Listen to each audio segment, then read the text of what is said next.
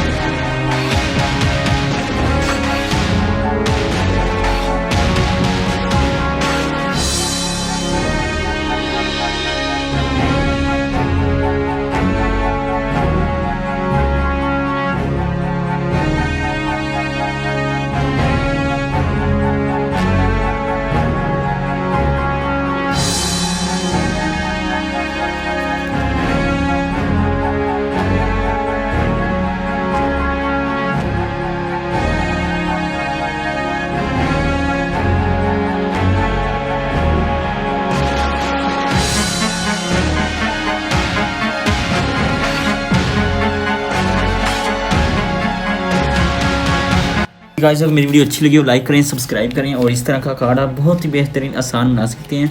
और मज़ीद कोई चीज़ आप बनाना चाहते हैं तो मुझे आप कमेंट करें कि ताकि